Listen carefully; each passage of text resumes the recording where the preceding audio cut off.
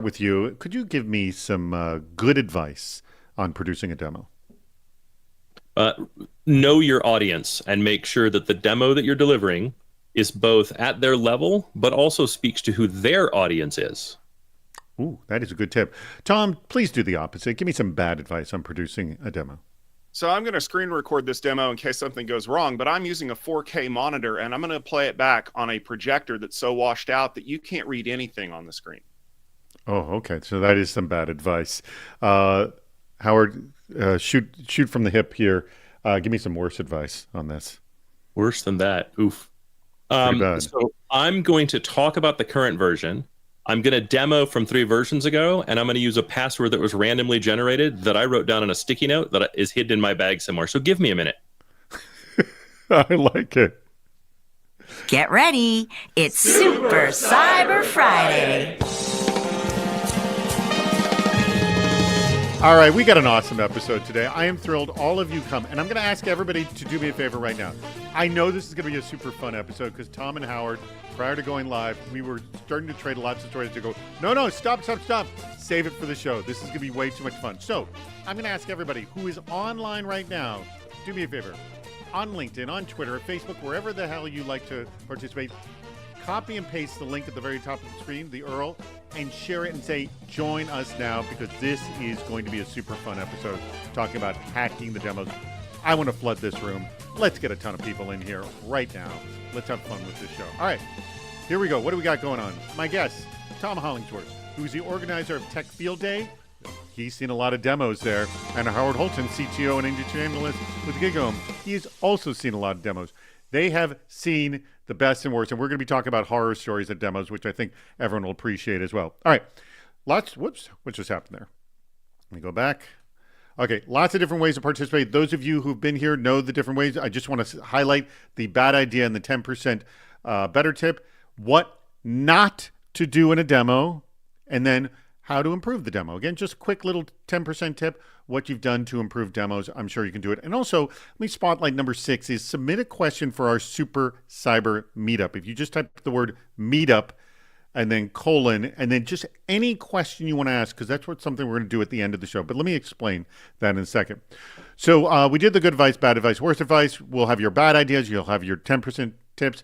I know you've got bad ideas. I'm looking forward to your bad ideas because the worse they are, we are going to play them in our Department of Yes game, but we'll also play the public interest as well. And then the Super Cyber Meetup questions. What happens at the end of this show, we have a meetup portion. We all kind of roll over from this into Discord. So if you don't already have a Discord handle, get one. And that link will be offered at the bottom of the screen. And we'll have a chat about, honestly, anything you want to talk about. We can talk more about demos, but if you got something burning question on your mind and you want to ask the community the question and get essentially crowdsourced feedback on that, please ask the question. Just type in meetup colon at any time during the show, and we will add it to our list of questions, and it will get asked. All right. Now, let me also say that a week from today, we're going to be doing the show, the Hacking the Future of Pen Testing, an hour of critical thinking about how to continuously manage your threat exposure. The link to do that is at the bottom of the screen. You can click it on it at any time during the show. It will not take you out of this chat. It will keep you in this chat. You can register for next week's and still be in this chat. So why not do that right now? It will be up the entire time. All right. With that being said, let's now get to our discussion at hand. And I'm going to ask the obvious first question to you, both Tom and Howard. I'll just say this. Think of the most, top 2, 3, or 4 most memorable demos you've ever seen. What made them so memorable? What made them so darn good? I'll start with you, Tom. I think some of the best demos that I've ever seen are when people are getting really deep into the weeds of the technology and teaching at the same time.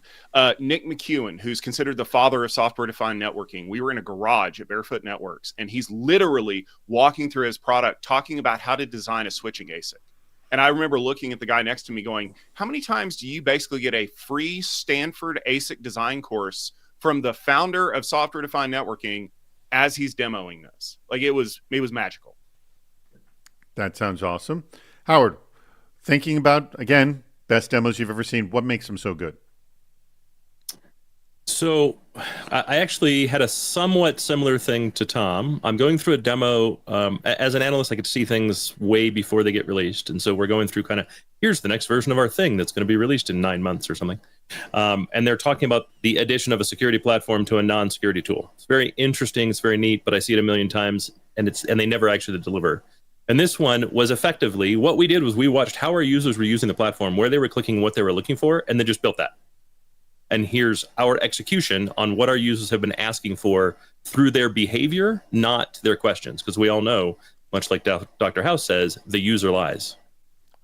That is very, very cool. And one thing I forgot to mention earlier on is that we want your questions. So if you look on the icons on the right, the one that has a little speech bubble with a question mark in it, click on that, ask your questions. These guys have seen and dealt with some of the best and worst demos. All right, just to have fun with this a little bit, let's hear worst demo stories. Tom or Howard, jump in. Give me your worst demo stories. And I know that we could do the entire show on just worst demo stories. Tom? I'll jump in here because this is one of the crazy ones. So we had a company doing a demo, and the lady explained that there were 2 demo clusters that they were currently using for like their floor demo, A and B. So she thought that they were using A on the floor, so she was going to use B. Well, the people back at the home office said, well, if they're using A on the floor, we might as well wipe B and reload it so that it's ready to go for the next trade show.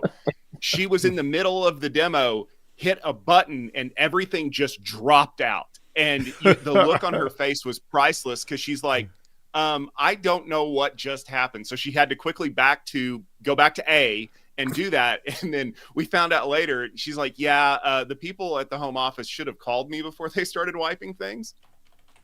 Okay, so I hate to say it, but I actually saw a demo very similar to that a couple of weeks ago, where I went, cool, can you show me what your historical data looks like? They clicked on historical data, went, sure, no problem, click, and somebody had wiped it right before the show.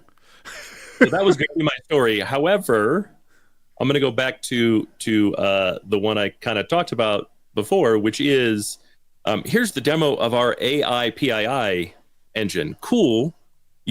You have a social security number there. Like, here's a false one, here's a correct one. They kind of showed that. I went, cool. What makes it false?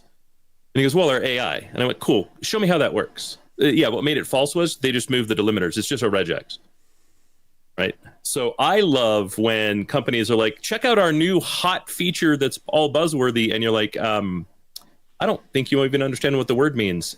You now give me the ability to completely dismiss you and escort you from the room.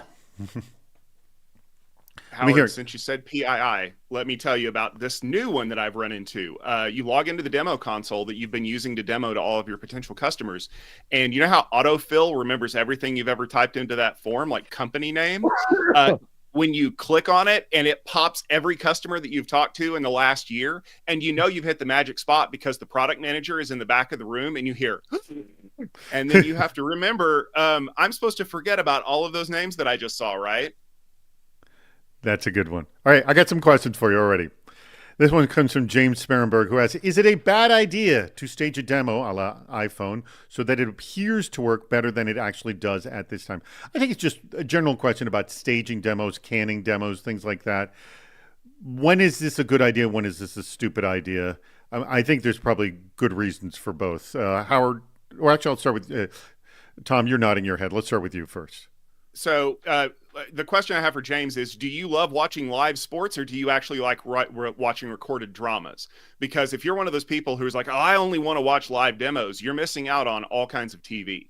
And here's the best time to stage a demo: when you want something very specific to happen and you need to engineer it to happen. Every keynote demo is canned. Like there's no like we're doing this live. And the iPhone 4 was the reason why they started doing this. Remember, because he couldn't get reception in the room. So everybody plans that out meticulously. Like, so if you get a text message in the middle of a demo, canned. And that's a good thing, because if you're trying to time these things down to the second, which a lot of these big keynotes are, they have to have the thing go off when it goes off. Coincidentally, that's the reason why the time on an iPhone is always like 10:40. Is because the big demo moment happens 40 minutes into an iPhone presentation. Ah, there you go. That's an interesting little tidbit right there. I agree with Tom. Ultimately, the size of the audience defines how canned the demo is allowed to be. Right? A huge audience, there is no interactivity. I don't get to ask a question. I don't get to go, hey, click here. Why did you put that there? What's going on over here? What I really want to see is this. None of that matters. So there's actually no reason to do a live demo when you've got 5,000, 10,000, 15,000 people in the audience, much less when you're simulcasting it, globally, a la, Bill Gates or the Steve Jobs original iPhone demo was so pre-canned because if he did them in slightly a different order, the whole thing would lock up and reboot. And you can create some really wonderful like crowd moments. Seeing Alan Tudyk get a text message from Nathan Fillion while he was live on stage and then set up a phone call. Like that was a pretty awesome demo that only works because it's canned. So, I think there's pluses and minuses. So good arguments for both, but I like the idea is that it's inversely proportional to the audience. So the more bigger the audience, the more the can. So one-on-one, you expect a live demo, yes, Howard and Tom? I mean, like if I'm in a room with my people and you're presenting and you expect us to buy and you're doing a pre-canned demo, I'm simply not going to buy. Right? Like, I expect it to be as live as possible. If only because if I want to stop you and ask a question, hey, what does that button do up there? I don't want you to go, oh, that's not modeled in this demo. Yeah. Well, but going back to Howard's comment, I'm not going to buy. Yeah, you're not. You will definitely not get a purchase. But no, the idea, the big presentation is to whet the appetite to get the one-on-one. I would assume at that point. All right, very very good feedback already. Please get more questions in there. We've got definitely some expertise here already. The advice has been spectacular. All right, Howard, you alluded this in your tip at the very opening of the show. Does the show dictate the demo? So, like a demo at RSA, does that play differently than a demo at Black Hat? Yes, it absolutely does. Like, give me sort of a general idea how you do a demo differently in one show versus the other. Well, the audience at RSA is distinctly different from the audience at Black Hat. Right? It's one of the interesting things you find being an industry analyst, right, and being able to kind of see that. RSA has a lot more executives, but also a lot more people outside of cybersecurity, right? RSA is a GRCS show. Governance, risk, compliance, and security. Black Hat is a S with maybe super lowercase or subscript GRC. Right? And the S is much more practitioner focused. One of the things that we've noticed is while there are CISOs that show up to Black Hat, there's far, far fewer as a percentage of the population than show up at RSA. And so Black Hat's going to be a lot more practitioners, a lot more cybersecurity practitioners, where RSA is going to be a lot more kind of budget holders, high-level decision makers, and then those people that are in governance, risk, and compliance as well. By the way, I must say these bad ideas are good. Allow Microsoft to do auto updates at the time of their choosing. Thank you, Dutch. Worst demo. This would be a great episode. Worst demo horror stories, but we're already getting them right now. All right, let's get one more thing I want to get into is. Tom, I think I'm going to lean on you to answer this question and maybe it's really the people who've been at your events continue this. How much does a good demo translate to sales? Like, have you seen ones that are so great that people are like, how fast can I give you my money? Yes. Yeah. If you tailor the demo to exactly what the customer needs, it can be the thing. I mean, why do I need to do a POC when I just saw it do exactly what I want it to do? If you did the research and pitched the right solution to that company, it is like a lightning rod moment. Likewise, I have also seen demo fails cause problems. In fact, my good friend, John Herbert, is famous for saying, do a demo, lose a sale. Because a bad demo can sink any goodwill that you've done already. And I mean, we've talked about it a lot, but that kind of goes back to don't just go in with demo A, demo B. Like, figure out what you're going to be talking to these folks about and really make sure that you understand it, because a good demo does not need to be 35 minutes long if you know the two pain points that customer needs. That was actually a question that was just brought up here. I'm going to put it in. Tina asked, what's your recommended length of a demo when doing the demo for tech executives? For Is there tech an answer executives? to this? There is. Yeah, go ahead, Howard. So my rule is keep the tech executive in the room for no more than 15 minutes. total. Right? So that's introductions, shaking hands, what we do, why we do it, where we're at in the process, and the demo. 15 minutes total. And then say, thank you for your time. We really appreciate you being here. I'd like to go a little deeper with your team into the technical nuts and bolts. You're, of course, welcome to stay.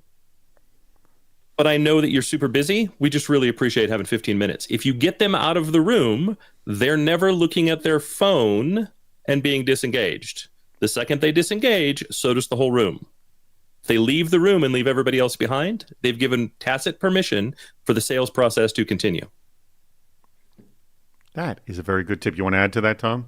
Yeah, it's perfect. Remember that most tech executives have the memory of a goldfish. So you need to get the point across immediately. You need to get them out of the room so that they are walking upstairs and the only thing on their mind is the cool thing that they just saw. If you go into depth, think about it like a magic trick, right? Like, how long does most magic last? 2-3 minutes tops. Even when David Copperfield made the Statue of Liberty disappear, that wasn't more than 5 minutes.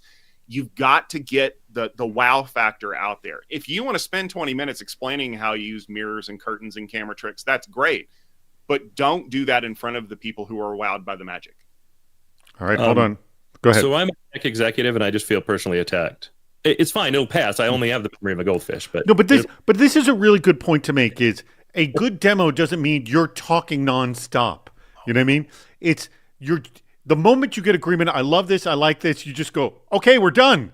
Like, we don't have to do any more. But we have our first game, so let's get into that right now. Do you know what others are thinking? On the public interest. All right. 4 questions. As I always point out, unbelievably difficult to get 4 out of 4 right on this. Very few have done it before. Let's see if either of you can pull this off. Here we go. First question. Most average monthly search queries. So this is anybody, not just security professionals, anybody searching these words, demo, sample, or trial. What gets the most searches? Sample. Trial. I'm going to go demo. I'm going demo on this one. Let's see what we do. By the way, I didn't make this. Our producer, Rich Straffolino, made it. And the correct answer is trial. There we go. Howard. All right. Howard is the only one who has the potential to go 4 for 4. Yeah. By the way, pretty close, though. 27,000. Demo and sample is exactly the same. All right. Let's go to the next one. Black Hat DEF CON RSA conference. I'm going to go DEF CON. I am too. DEF CON doesn't. Well, excuse me. If it was this month, I'm going to say Black Hat. I think Black Hat's going to get a little bit more. So see. The reason I said DEF CON is just because people hear it and are interested in it because it's like San Diego Comic-Con. You know what I mean? It's this thing people want to go to. They don't really understand it. You know what I mean? But yeah, I'm leaning Black Hat here. So Black Hat, DEF CON. Let's see what the answer is. DEF CON wins. Yeah, I will tell you that 75% of those searches is DEF CON canceled. Yeah, of course it is. All right. So 2 for Howard, 1 for Tom, and a big 0 for me. Here we go. Oh, this is going to be tough. Conference, expo, summit, trade show, or workshop. Ooh, this is a tough one.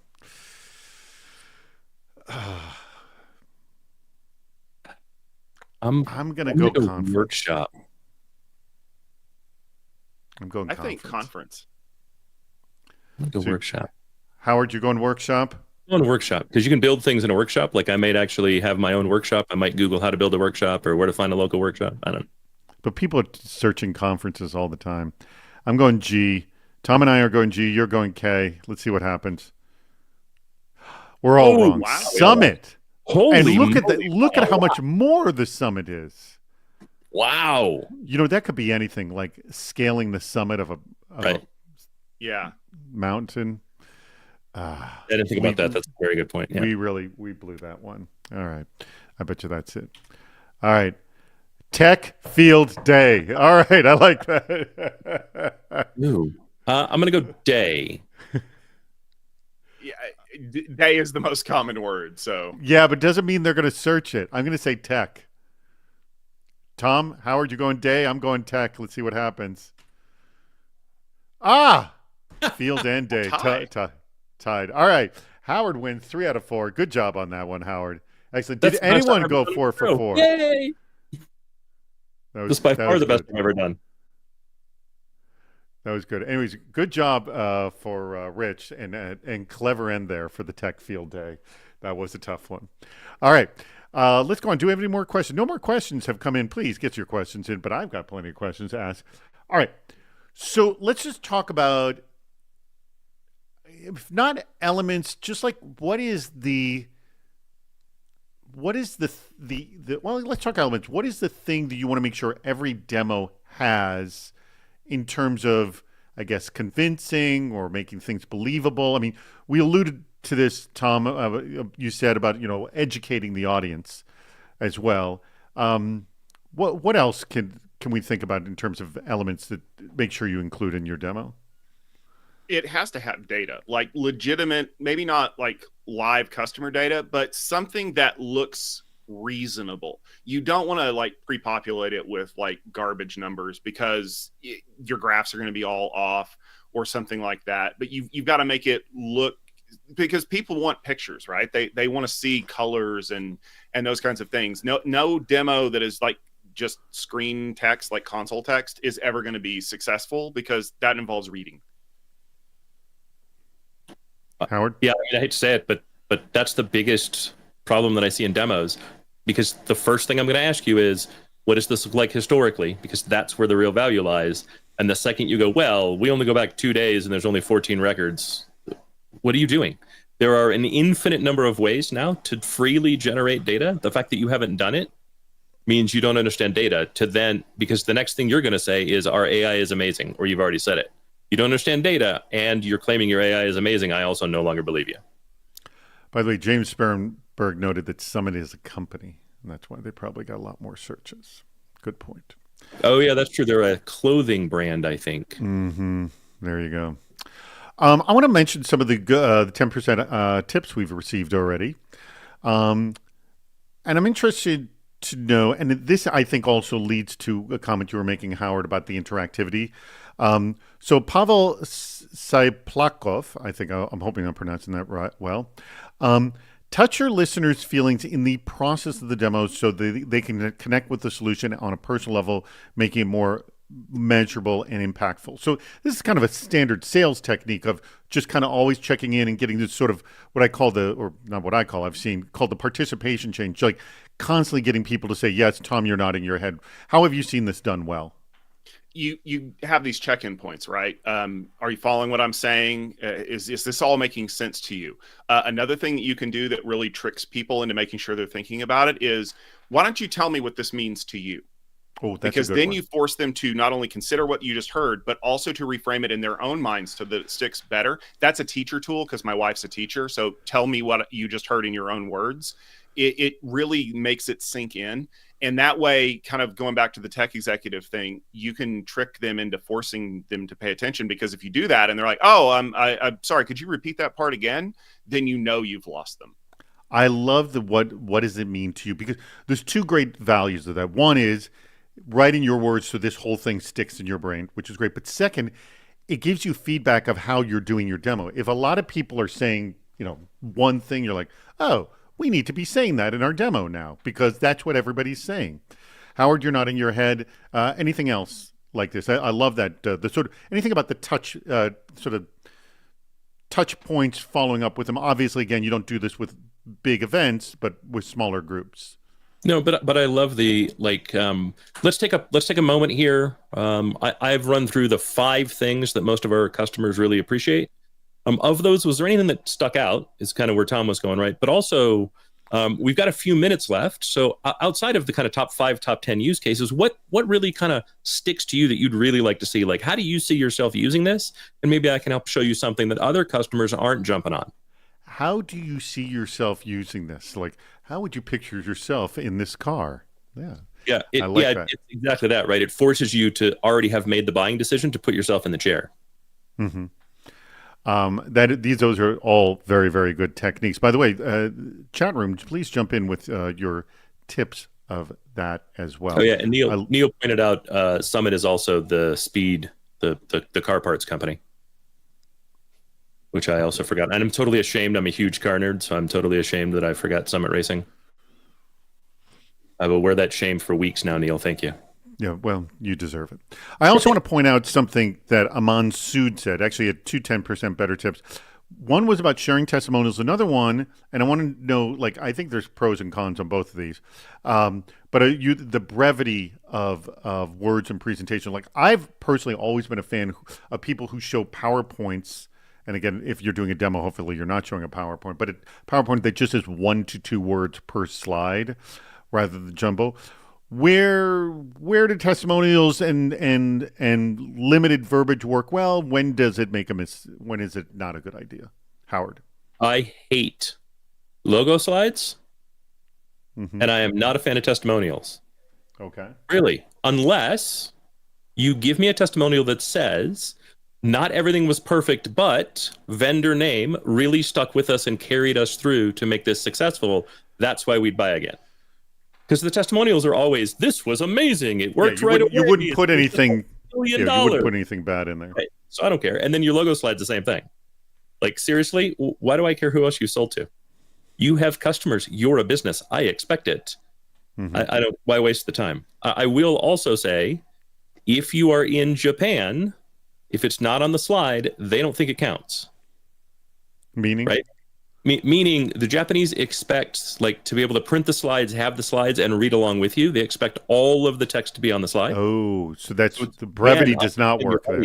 Brevity does not. Understanding your audience and what they expect. In a Western audience, fewer words, right? My view is the presenters, the content, the slides are bookmarks. So if you get distracted, if you get interrupted, you can look and go, oh, this is what we're talking about, and then join the conversation. That's not true in all cultures. That is a good point. Tom, jump in here. I hate the NASCAR slide, as Rich knows that I call it that because it looks like the side of a NASCAR. It's all of our sponsors. My funnest game is to play spot the logos that you're not allowed to mention, like the big fruit that you can't tell Apple that they're your customer. Nobody can know that, but most of the time what I get is, can you please remove that slide from the deck because we weren't allowed to mention company X.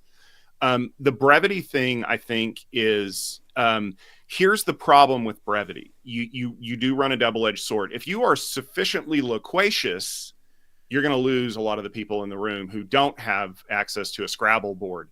But if you speak like a fifth grader, people are going to feel patronized. I'm obviously very well versed in this technology. You do not need to treat me like I'm an elementary school kid. And so you kind of have to think about who your audience is. Remember the old Dilbert cartoon of like when he's like, you need to make this simpler for the CEO, and the final slide is like a smiley face, and he's like, obviously this is a good decision. Like you kind of have to be able to plan for that a little bit, but at no point should you break out a thesaurus. Have you guys ever seen the movie The Hudsucker Proxy? I have not, but I know of it. Yes. So 70 times through that movie, he does a demo, and it's the 50s, so there's no computer, and it's effectively a piece of white paper with a circle drawn on it, and he goes, for the kids, and he's describing the hula hoop, and then the movie ends with someone else doing the same thing, draws a circle and goes, for the drinks, and it's a straw. I highly recommend the movie. It is exceptionally good, and also I really look for an opportunity to reference that particular gem. It's awesome. Let me call out Dutch Schwartz here as his 10% better tip, which we've been essentially dancing around exactly what he's been saying here. The purpose of a demo is not to close a deal, nor to show how smart your smartest nerd is, nor to dazzle with features that less than 10% of users need. Oh, that's a good point right there. The purpose of a demo is to create engagement, to ask questions with context, and to learn about the customer's business needs and how technology supports those. Agree, disagree? What would you add to that, Howard? I mean, I'm the one that gave it a thumbs up, so I think it's more people are giving it thumbs up. Right. Look at that, 5 already. The goal is to get the next meeting. That's the goal. It moves the process forward. It does not. If you think you're going to close in the room with a really hot demo, you're setting yourself up for an immense amount of failure. So just don't do it. Just set it up to get the next meeting. Can I tell you the number of times I've talked to people like at a conference and they had like 4 good meetings ago? Oh yeah, I had 4 great meetings. 4 people said they were going to buy. I'm like, People say that all the time at a conference. If literally 10% of what people said at conferences actually came true, I'd be rolling in it. It never what they say at a show versus what really happens are two very different things. Tom, you're nodding your head. The number of times people want to show me the demo in their booth, and I'm like, that's great, but I'm not going to remember any of this, and you're not going to remember who I am. So I usually hand them a card and say, if you really want to show me this demo, let's do it afterwards, when you're not stressed out, when I am actually able to focus and I can ask questions about it. And like you said, that's not going to close a deal, but it might entice me to think more about what I'm doing. A car test drive that's not the thing that sells the car. What sells the car is the car I wanted with the features in the color that I wanted. And I came in ready to buy a car. The test drive just kind of pushed me over the edge a little bit. Very, very good. All right. Where are we on time? Oh, we're doing great on time. Hey, I want to shift this discussion to talk. Oh, we got some questions in, but I do want to ask this. We're talking mostly about in-person demos. But one thing I always push for is to have a video demo, on YouTube that anybody visiting your site can watch. The number one thing that aggravates the crap out of me is when I go to a site and it has a big button that says book a demo. And I'm like, why can't I just watch one right now? Like, why do I have to schedule something? Because I will tell you, for those of you who don't know, the number of CISOs that say they see that and they just bail and run because they do not want to be in your sales cycle. They really don't. They do want to learn about it, but they don't want to be in your sales cycle. And when you put that, I know the reason for it is, we need to know who's booking so we can follow up with them. I go, you have no idea the number of people are rejecting you before anything actually happens. So I'm a big fan of that. How does this play differently in a video demo? Because this is a whole different ball of wax. I will start with you, Howard, on this. So video demos should be as much about educating the customers to why you did the thing as it does in what you're doing, right? Like, I want to learn as I go along. And ideally what I want to learn is how I've maybe not been following best practices in what I do. Right. So if you kind of go along with, when we review how customers are aiming to get outcomes, these are the 7 things that are important. And you kind of follow that through a video demo, it compensates for the fact that I don't get to ask questions during a video demo. And I may not see the content that I'm most interested in, but tells me why I should be interested in this content. And it's not just because here's our top 7 features that we're the most proud of. By the way, before you jump in, Tom, I do a couple of things I want to remind people. Hey, if you have not registered for our next week's Super Cyber Friday, that'd be the Hacking the Future of Pen Testing, please do that. We will not have a show the week after that, which will be Labor Day weekend. And the week after that, we're going to be doing, it hasn't been posted yet, but we're going to be doing hacking tabletop exercises, which should be a really, really fun topic to discuss. All right. Tom, your take on video-only demos, ones you post up on your website for people to learn more about you. Well, here's the thing. It used to be that when I wanted to buy something, I called a company and I said, hey, I'm interested in this thing. Why don't you send somebody to my office and they can tell me all about it? Nobody buys stuff like that anymore. The backpack that I carry, I spent 7 months researching it. I looked through every YouTube video that had ever been recorded by any influencer in that space. I read every blog post, every review, and only when I was absolutely certain that it was the one that I wanted did I order it. That's what people do now. They don't want you to show them. They are going to consume all of the content. Do you want to gate that content? Anybody who thinks that demo is lead gen is wrong. It is marketing. Demos are a marketing function. Get the word out there. Yeah, you may not know all 50 people that watched that demo, but you only want the 5 that were so interested in the demo that they called you and said, let's set up a POC, or, hey, you answer all of my questions, so let's make this happen. I am a huge fan. That's the whole purpose behind content marketing, right? We create the content to drive marketing, not gating the content behind something that, people are going to want to watch. Like, nobody wants to fill out that form. All right. Yeah. I mean, I can't agree with you more. And there becomes this whole thing that goes, but we need to know. I hear this all the time, but we need to know. No, you don't. Actually, you don't. No, you don't. Howard, you're nodding your head. I mean, the other thing I would say is just because I've watched a demo on your site does not give you permission to reach out to me 637 times. Right? Like I absolutely know of companies that when someone has reached out for a demo and they couldn't get the person who reached out, they stalk them on social and try every other available option. And many of us now have an actual dead loop in our whatever virtual voice over IP phone system that we will send you into just to see how long we can get an annoying salesperson to stick on the phone, and they're never going to talk to anyone. And we do it on purpose. We will block domains. We do all kinds of neat, fun things to salespeople that are a little too aggressive. So seriously, don't be aggressive. We're happy to give you all of the correct buying signals. Stop interpreting the wrong ones and being a lunatic. This comes to Mitch Lucart's question right here. I'm going to throw this up. In fact, he's got a big ramp up, and this is not everything. It's long here. Prior to prepping and showing a demo with associated discussion, need to determine whether a demo is really required to move forward. This may be impacted by product reputation and other customer experience stories. Yes, no? But what are the thoughts? Here's a question on having this conversation with the sales rep and personalities. And I'm going to double down on this very last line here. And Mitch says, I've experienced that more junior reps are always pushed for a demo even early in the premise because that is how they're measured in their performance. Get the demo. You're both nodding your heads. I mean, there's nothing worse than a predefined sales process, like a medic or something, right? Where it's like, did you run a demo? Do you get to check that box through your sales process? Well, a demo really should be, what are the 3 questions a customer's already brought up that the demo is going to answer? If you don't know enough about the customer to answer those 3 questions, you're also not ready to do a demo. I can tell you that I got a call the other day because I went to a dinner at Black Hat, and I got a call out of the blue, and immediately I knew it was a sales call, and I had to explain, I'm not a sales prospect. You don't want to be pitching me. But nothing screamed, I didn't do my homework then. So I'm looking at you here on LinkedIn, and it says you work for CISO Series. Wow. That screams, how quickly is this call going to end? Oh, my favorite is, hi, I know you're at GigaOM and I like what y'all are doing. I'd like to explore a partnership between your company and my company. When can we talk? Or do you have time tomorrow? It's literally saying, hi, Howard, can we have sex right now? Yes. So I almost always reply back, like, have 30 seconds, and I go, sure, can you define what you mean by partnership? Because a partnership means I get something and you get something.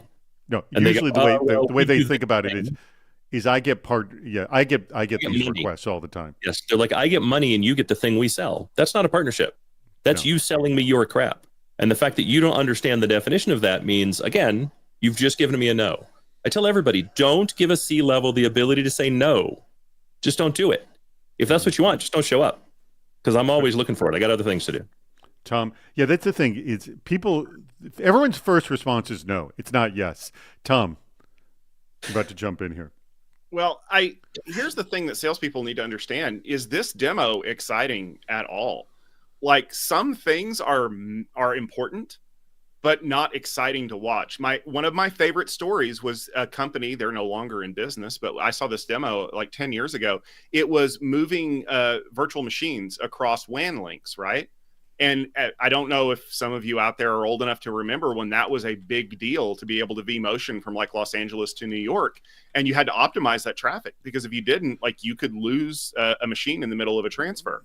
But the company was smart enough to know that watching a status bar animate for 30 minutes is not riveting television. So what they did was they started the demo and they said, we'll come back to this in a little bit. And they went on with the rest of their presentation. And in the meantime, in the little inset, you could see the demo running the whole time.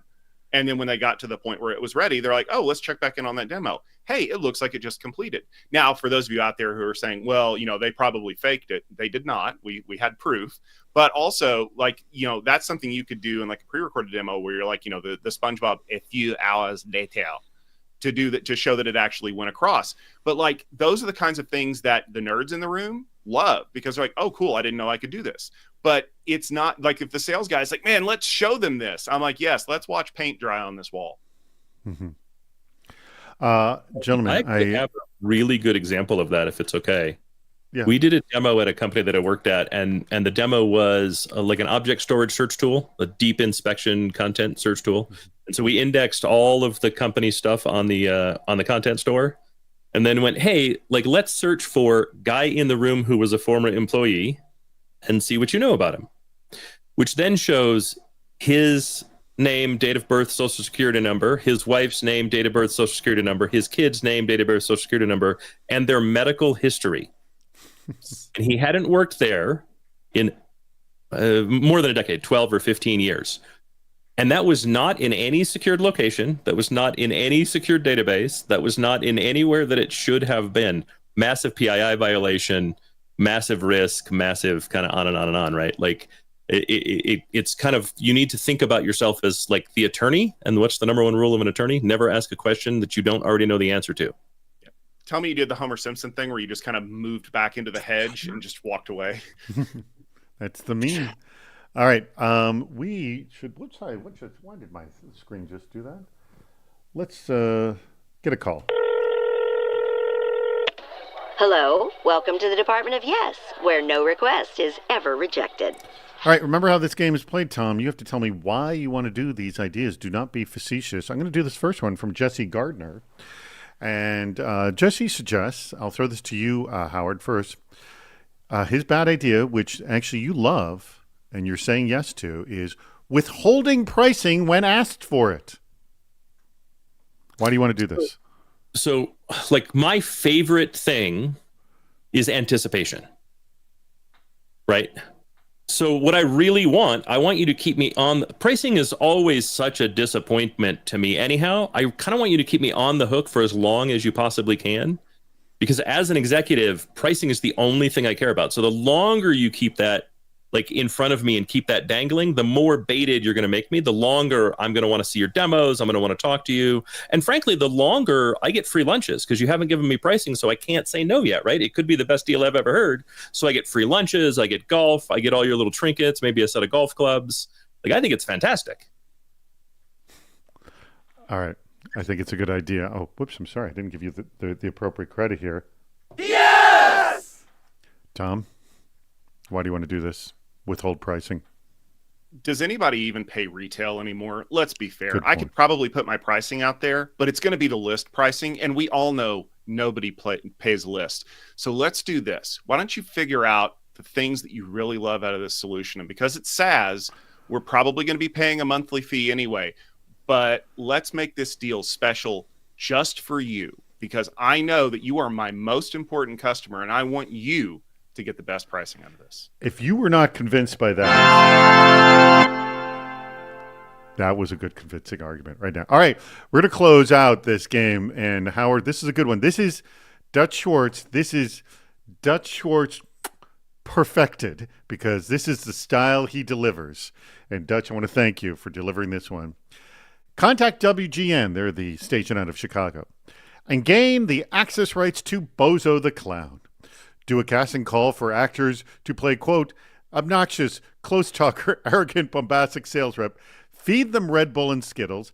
Put them in front of your biggest prospect and say, I like this, do not stop talking until they give you an order, whether it's a purchase or restraining. Why do you want to do that? So I really enjoy like being comfortable. I don't like being, pushed off of my expectations. Right. I'm on the autism spectrum. So when people do the same behavior over and over again, like meet my expectation, that's my happy place. And since every sales team already does this, this is absolutely my happy place. I fully expect you're not leaving unless it's with a signed PO or in handcuffs. So right. I didn't realize this was a bad idea. I just thought this is what all sales teams do. Hooray! I like it. Tom, tell me why do you want to do this? This is great advice from Dutch Schwartz. Wow, that was something, wasn't it? Like, I am really impressed that he talked nonstop for 20 minutes with that makeup on and he wasn't even sweating. But I tell you what, if you buy this product, I'm going to fire that guy. Don't you want to see him walking out of the building? Let's just make it happen.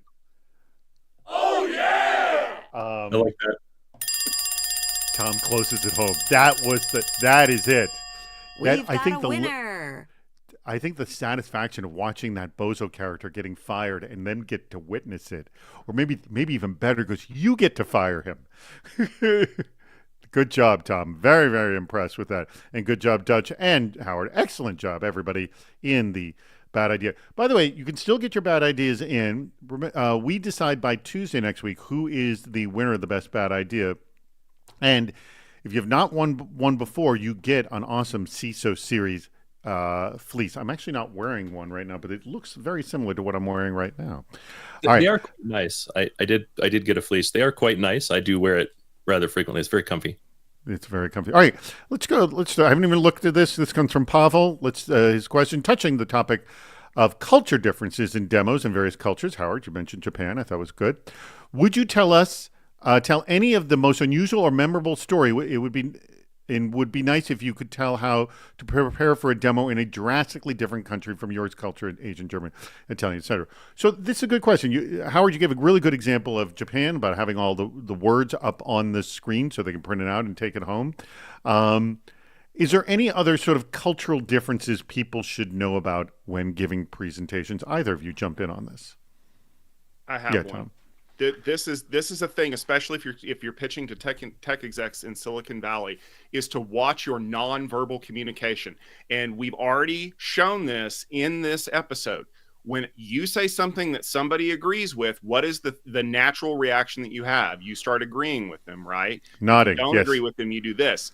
But that is an American thing and a Western European thing. And the most telling example of this is if you've ever worked with someone from India, because this is yes, and this is no. And if you see someone shaking their head like this, they are subtly disagreeing with you. The problem is that as an American, I immediately take this as a no, and I start getting defensive in my demo because I'm like, no, it's real easy. And the guy's like, yes, it's totally easy. You're like, no, you're sending the wrong signal. So you need to be familiar with the nonverbal communications for the audience that you're talking to.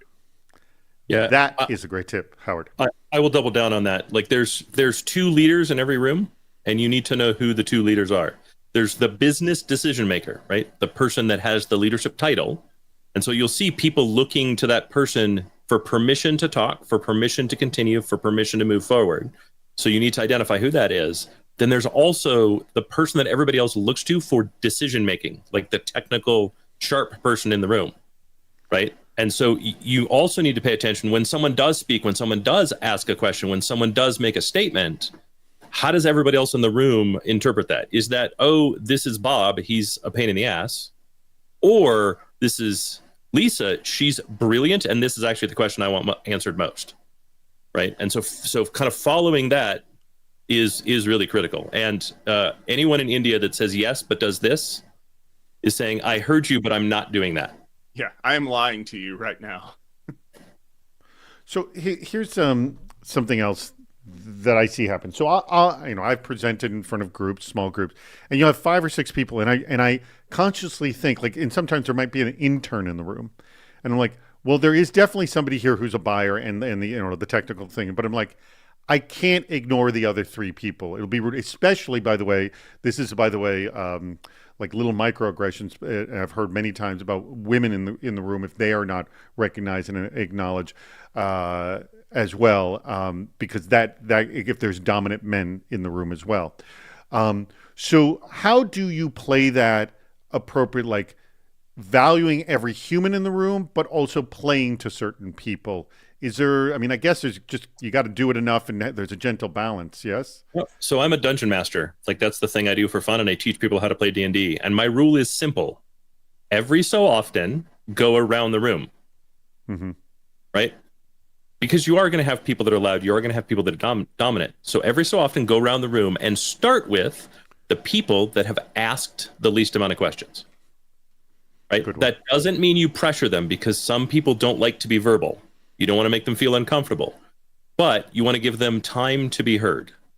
Mm-hmm. So go around the room and very purposefully, like don't go 1, 2, 3, 4, 5, 6, 7, 8, because you want to kind of ping pong from people that haven't spoken and then come to those that are the loudest voices last. And by the way, James Smerenberg adds, and I think you guys alluded to this too, pay attention to who everyone looks at when you make a point that could get nonverbal feedback. Tom, in terms of sort of playing everybody in the room, the most important to the least important, how do you handle that? One thing I found is that a lot of people who feel like they're not very important, you can tell by their face that they have something they want to add, but they don't want to jump in front of, big bad tech exec, or worse yet, if the culture is that they tend to get cut off quite a bit when they start talking. I use a lot of nonverbal communication. So like, for example, and this really works well with women in the room, if you feel like maybe they're worried they won't get a word in edgewise while the important person is talking, I may turn to face them, but I will hold my hand out and kind of subtly or not so subtly point at this person as a way of saying, after you're done, this person will be talking next. Because if you don't, you actually have to stop and interrupt them. And so, listen, I really want to hear from Kelly over here because she's been waiting to talk and I feel like she has something important she needs to say. That can backfire though, because it feels like you're telling everybody in the room to shut up so that somebody else can speak. It will actually alienate not only the people in the room, but it could alienate the person who's like, I don't need you to defend me. All right. We're getting more advice here from Dutch and Aman as well on this whole topic. Let me just hit the thing. Hey, we're going to do our meetup portion, our post-show meetup in just 9 minutes, and I'm going to do a little wrap-up. If you have not clicked the link at the bottom of the screen, please click that now because it's going to change in a couple of minutes. Click on it and register for next week's event. It'll be a lot of fun. We're talking about the future pen testing. This has been great. Tom, Howard, you've been slamming lots of great advice, and also to our community, our audience as well. Lots of great advice as well. This has been a stellar episode. I do want to remind people that we're going to be doing our meetup portion, and we can talk about any topic you want. Honestly, we could keep talking about this in the meetup, and if you want to keep doing that, that's fine. But if there's just any other issue that's burning in your mind that you want to discuss, it's personal, just write the word meetup, and whatever the question is or topic. But we will, Tom and Howard and myself, we will be on Discord immediately afterwards, and we'll be changing that in a second. So actually, let me do that right now. Let me go to just wrapping this sucker up, and then we'll come back to last questions and then do our meetup portion. All right. So starting soon, in essentially about 100 minutes from now, we will be having our cybersecurity headlines we can review. We'll have Edwin Covert, who's the head of cyber risk engineering over at Bowhead Specialty. That will be happening very soon. That's on our YouTube channel. We don't do that here. We do it over on YouTube. So join us over on YouTube. It's a lot of fun. You get pretty much in 25 minutes the entire week's news summarized up for you. Also, stick around for our meetup. You see that as a picture of what it looks like on Discord. In the lower left-hand corner, I don't know if you can see my cursor here, but that's where your audio and video stuff is. You turn on your microphone and your camera. It's, for those of you not so familiar with Discord, it can be a little confusing. But when you click the link, and it's already there. Look at that. They changed the link. So you can go ahead and click on that now and join our Discord. But we'll be over there in just a few minutes when this is all wrapped up. You want to sponsor a Super Cyber Friday? We got tons of episodes left through the rest of the year. Just email me at info@csoseries.com. We would love to have you be a part of it. All right. That is it. Let me, where are we in terms of time? We've got 7 minutes left. All right. I'm just going to ask you, Tom, did my video just come back? There we go. Tom, what is it? I mean, and I know we can talk a hell of a lot more on this subject, but what is one critical thing that we have not brought up in this discussion that you're like, we should be talking about this with regards to demos? You really need to focus on the best way to deliver things. Like, some demos work way better as a video. Some demos work way better as screenshots. And don't be afraid to play with the format a little, because if you get locked into doing things a certain way on a certain device in a certain format, you will never explore other ideas. Some of the best demos that I've seen don't even really involve like technology at all. Like, think of it this way: holding up the product and saying, look how small this edge compute device is a demo. You are demoing the hardware. You may not be showing what the screens look like, but if I'm trying to decide whether or not I can wedge this into a water tower, I want to see what the hardware looks like. Howard, same question for you. That was excellent, Tom. Same question for you. What is the your advice or something? What is a topic that we have not approached that is critical? I think we've really touched on pretty much everything. Like, if demo is just you're checking a box, it has no value, then you're not thinking about your customer, and you're actually moving them further away from a buy than closer to a buy. The point is to move the process forward, right? So make sure your customer's ready for the demo. Get them to ask for the demo before you go, cool, let's do a demo now. I may not want a demo. I may have no interest in a demo.